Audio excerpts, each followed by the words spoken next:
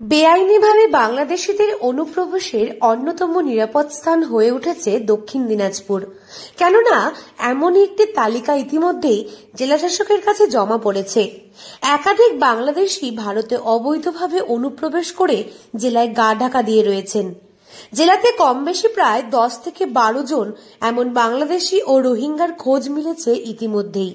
সেই 10 থেকে 12 জনের নামের তালিকাও জেলাশাসককে দিয়ে যথাযথ ব্যবস্থা নেওয়ার আবেদন জানানো হয়েছে।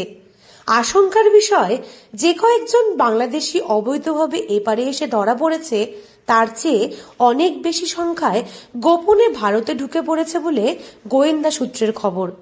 এদের মধ্যে কোনো জঙ্গি সংগঠনের সদস্য রয়েছে কিনা সেই ব্যাপারেও আশঙ্কা রয়েছে। থেকে প্রায় 10-12টির বেশি নাম, যাদের নামটা সন্দেহজনক এবং আমাদের কাছে নির্দিষ্ট খবর আছে সূত্রের মারফত যে এরা বাংলাদেশ থেকে এসে এখানে নাম তুলেছে, তার লিস্ট আমরা জেলা সমাহর্তার নিকট অর্থাৎ জেলা ম্যাজিস্ট্রেটের কাছে আমরা তুলে দিয়েছি। এবার তিনি যা করার করবেন, তিনি তো ইলেকট্রাল রোলের মালিক, তারই তো ইলেকট্রাল রোল ইলেকট্রাল প্রসিডিওর পুরোটা উনিই সামাল দেন। তো আমরা আশা করছি তিনি উপযুক্ত ব্যবস্থা নেবেন। মৌখিকভাবে বলেছেন উনি উপযুক্ত ব্যবস্থা নেবেন। যদি এইভাবে ভুয়ো ভোটার ঢুকিয়ে রাখা হয়, ভোটের সময় অপব্যবহার হবে। প্রয়োজনে আরো তালিকা আমরা কিছু পেলে দেবো। আমরা আরো কিছু নাম পেয়েছি, সংখ্যাটা কম, আবার পেলে পরে আমরা দেবো, কারণ এটা অত্যন্ত গোপনীয়তার সাথে হচ্ছে। বিশেষ করে এই সমস্ত বিষয়গুলো সামনে আসার পর টিভি এবং সংবাদ মাধ্যমের মধ্য দিয়ে যখন বাইরে এসে গেছে, তারপর থেকে এই চক্র কাজ করছে। কাজ করা বন্ধ করেনি, কিন্তু খুব সন্তর্পণের সাথে করছে।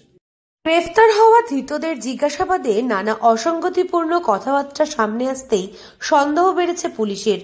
ঠিক কবে থেকে ভারতে রয়েছেন তারা বা কি উদ্দেশ্যে তারা এদেশে এসেছেন, সেই সব বিষয়ে নানা সময় নানা রকম কথা বলছেন তারা। জেলার সব থেকে বেশি এমন অনুপ্রবেশকারীদের সংখ্যা রয়েছে কুমারগঞ্জের ভোর, দিওর, তপন ব্লকের হরসুরা সহ বালুরঘাট ব্লকের একাধিক জায়গায়। এই সমস্ত অনুপ্রবেশকারীদের কাছে এপারে তাদের ভারতীয় হওয়ার তথ্য যেমন রয়েছে, একইভাবে আবার বাংলাদেশেও তথ্য রয়েছে, এমনটাই দাবি রাজনৈতিক নেতৃত্বের।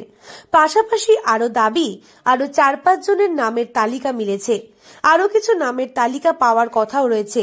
সবগুলো হাতে পেলেই এবার জেলাশাসকের দ্বারস্থ হবেন তারা। লিখিত অভিযোগ আমি পার্সোনালি কোনো হাতে পাইনি। আমার কাছে একটি রাজনৈতিক দল থেকে এসেছিল এরকম থাকলে কি করা হবে। তো যেহেতু একজনের ভোটাধিকার নিয়ে যদি প্রশ্ন থাকলে সেটা ইলেকশনের নিজস্ব একটা মেকানিজম রয়েছে, এই কমপ্লেনটা কিভাবে প্রসেস করা হবে। যেমন সামারি রিভিশন যখন চলাকালীন হলে ওটা ফর্ম 7 দিয়ে অবজেকশন দিতে পারে, বা যদি একটি কি বলবো কম্পাইল করে যদি আমাদের কাছে যদি কমপ্লেন্ট আকারে দেয়, সেটাও আমরা এনকোয়ারি করার পরে যেমন ইলেকশন কমিশনের যে নর্মালি যেভাবে প্রক্রিয়া আছে প্রক্রিয়া মেনে এটা হ্যান্ডেল করা হবে। ওপার বাংলা থেকে এদেশে আসার নেপথ্যে ধৃত বাংলাদেশের কোনো গভীর ষড়যন্ত্র ছিল কিনা তা খতিয়ে দেখছেন তদন্তকারীরা।